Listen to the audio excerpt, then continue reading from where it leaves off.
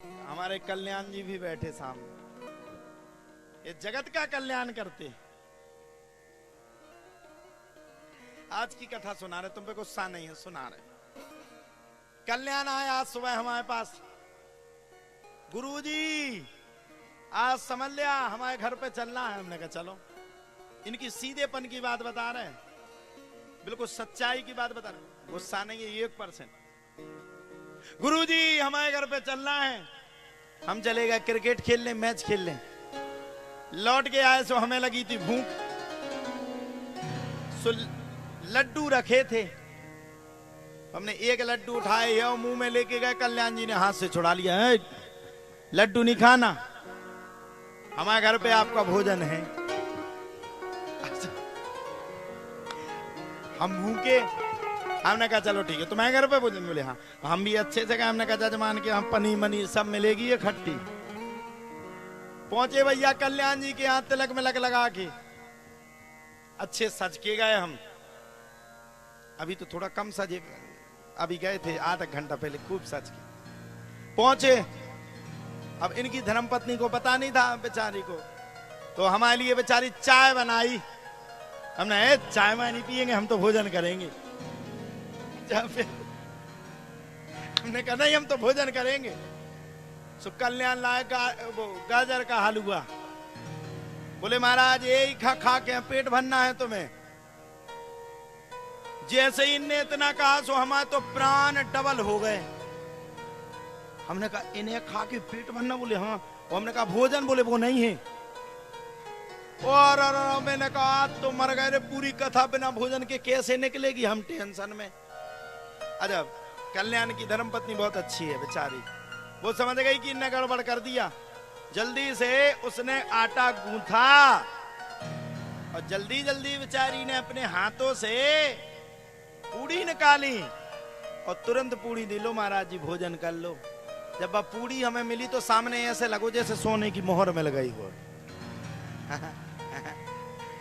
हमने इतनी पूड़ी खाई, कम से कम 7-8 पूड़ी खाई। बाद में 1 गिलास दूध पिया और हमने भगवान के साइड देखा। हमने कहा भगवान भक्त तो देखे, लेकिन ऐसा भी खतरनाक भक्त पहली बार देखा। अब कछु नहीं हुआ। सो कल्याण ने कहा कि अपनी वो हमारी खड़ाऊ उठाई, वो अपनी मुड़ी में खा ले। गलती हो गई, गलती हो गई। हमने कहा वो भैया मुड़ी उड़ी ना बोल ले, आप फिरते और परेशान।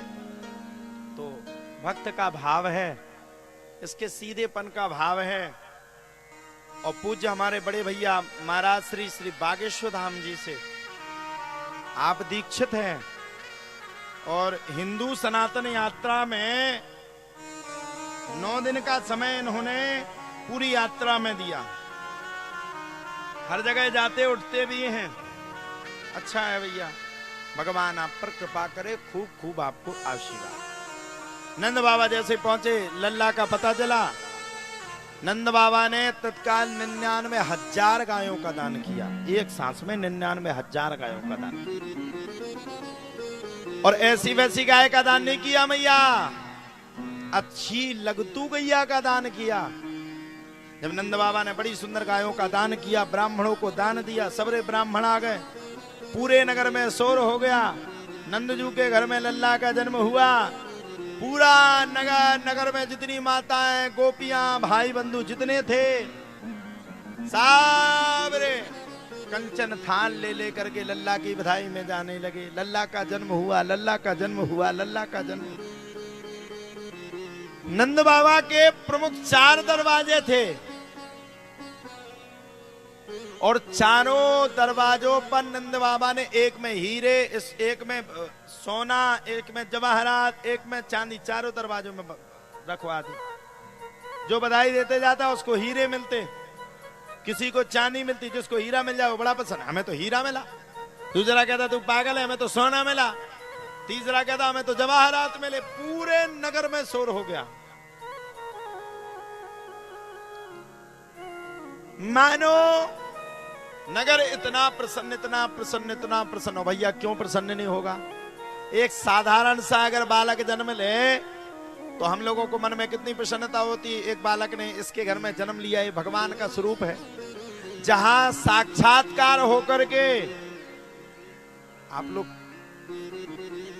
समझने योग्य बात है, जहां साक्षात होकर के बालक के रूप में, छोटे से बच्चे के रूप में भगवान ने जन्म लिया हो, और उस बच्चे के बाप के रूप में स्वयं यशोदा मैया और पिता के रूप में नंद बाबा विराजमान हो खड़े हो, उनको कितना बड़ा सौभाग्य प्राप्त हुआ।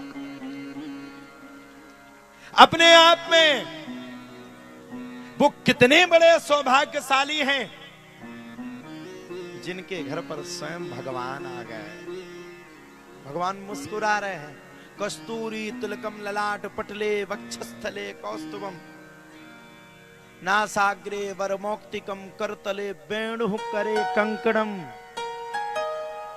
सर्वांगे हरिचंदनम सुललितम कंठे च मुक्तावली गोपस्त्री परवेष्टितो विजयते गोपाल चूड़ामणि।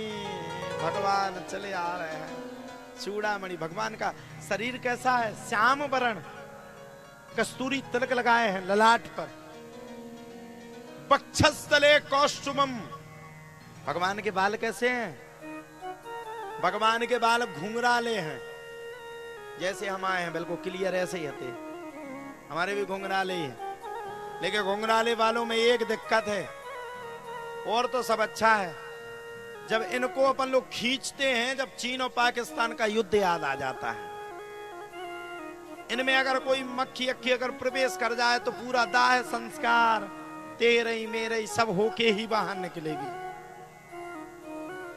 तुम लोग तो वो छोटे से कंघे से ऊंचते हो, हम लोग तो इतना बड़ो दता धरे देते रेखा।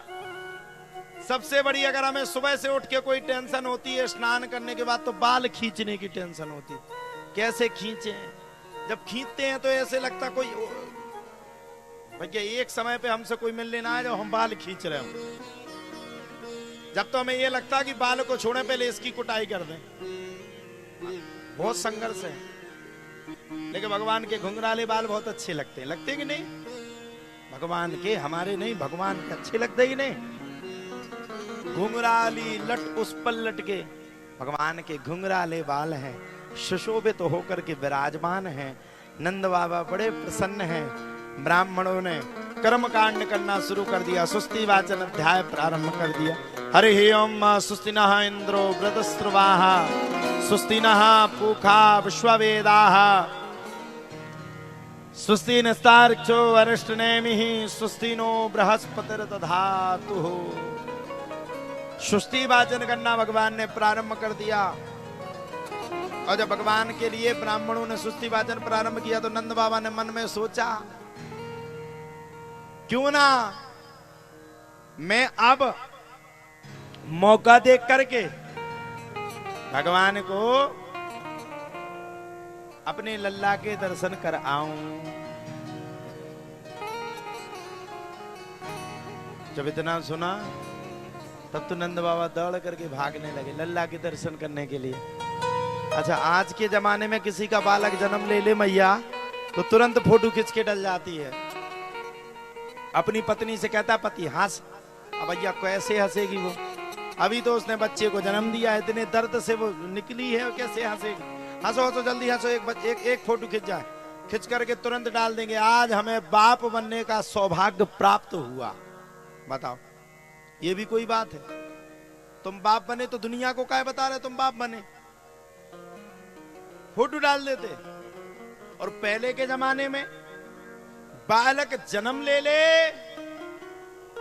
तो लड़के की बाप की औकात नहीं है। जब तक उसका बाप सामने खड़ा रहता था तब तक वो अपने बालक को नहीं उठाता था। और आज के जमाने में पुंथरिया बेया उतारत पिताजी, मम्मी का तो टेम ही नहीं है, तो मम्मी के पास समय नहीं है। पुंथरिया है, मैं भी ऐसी थोड़ी लगती हूँ कि बच्चों को जन्म दे दिया। मैं तो स्मार्ट हूँ। शादियों में देख लेना, माताएं कभी अपने छोटे छोटे बालकों को लेकर के नहीं जाएंगी, बाप को दे देंगे, लो इन्हें पकड़ो। फैशन का दौर है, गारंटी की इच्छा नहीं है। अरे लड़का का बाप कहेगा तू ले ले, मैं ऐसी लगती हूँ, मैं ऐसी लगती हूँ कि अभी मैंने बच्चे को जन्म, मैं कितनी स्मार्ट हूँ।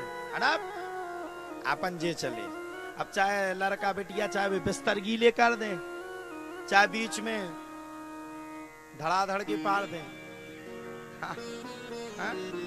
चाहे गड़बड़ कर दें, गड़बड़ कर दें तो बाप ही को साफ करना पड़ता, क्या करें। एक शादी में हम गए तो एक पिताजी लगे थे बाथरूम में, सोचा वे मोड़ा खा।